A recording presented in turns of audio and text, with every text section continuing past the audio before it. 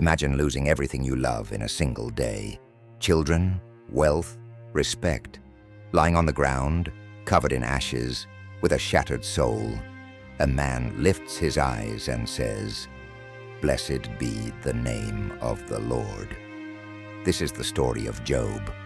But what few people know is that behind all the suffering, there was a secret never revealed. A mystery that goes beyond the losses and the questions. Why did such a righteous man suffer so much?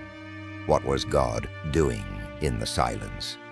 This is not a story of endurance.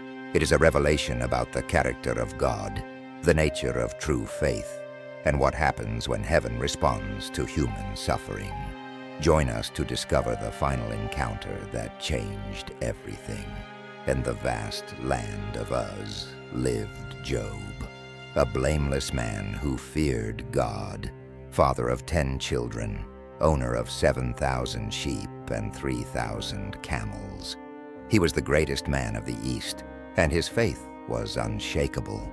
But in the silence, heaven was in motion. The sons of God presented themselves, and among them came the accuser, Satan. God exalted Job. Satan's response was arrogant. Job only fears because of the hedge around him. Skin for skin, take away his possessions and he will surely curse you to your face.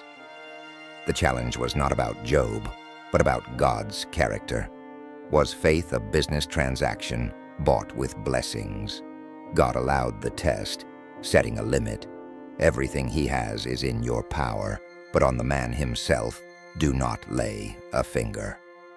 The day began normally, but in a relentless sequence, 4 messengers brought ruin: the Sabaean attack, fire from heaven, the Chaldeans, and finally, the death of his 10 children by the desert wind. In hours, everything was gone. Job did not rebel. He prostrated himself in worship, tore his robes, and declared the words that echo through eternity. Naked, I came from my mother's womb, and naked I will return. The Lord gave, and the Lord has taken away. Blessed be the name of the Lord. Satan returned to heaven and made a new bet. Strike his flesh and bone. He will surely curse you. God allowed it.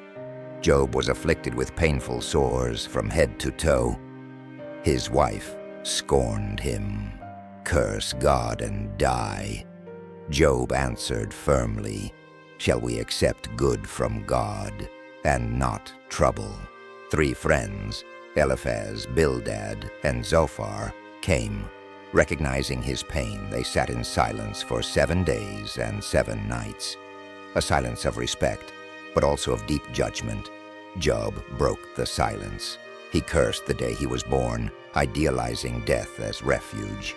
His cry was not rebellion, but the sincere expression of humanity in despair. He asked, "Why is life given to those in misery?" The friends responded based on the theology of retribution. This was the mechanism they used to explain suffering. If you suffer, you sinned. For them, suffering was proof of hidden guilt. Eliphaz fired the evidence of their belief. "Consider now who, being innocent, has ever perished." He insinuated Job was guilty, demanding confession. They did not bring comfort. They brought the weight of doctrine upon the pain. Job rejected the friends' flawed system. He knew his integrity was real, but he lacked the explanation. In his confusion, he appealed, "I know that my Redeemer lives." He transcended human logic, appealing to a mediator beyond it. After the silence and the debate, heaven finally spoke. From the midst of a whirlwind that shook the earth, God broke the silence. God did not answer. "You suffered because of Satan." The secret was not the why of the pain, but the who was in charge.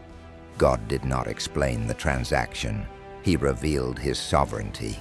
God used creation as evidence. Where were you when I laid the foundations of the earth? Can you pull in Leviathan with a fishhook? Can you give orders to the wind? He silenced man with the mystery and complexity of the universe. The goal was not to give an answer, but to reorient faith. Job understood his mind was too small to question such a great God. He surrendered.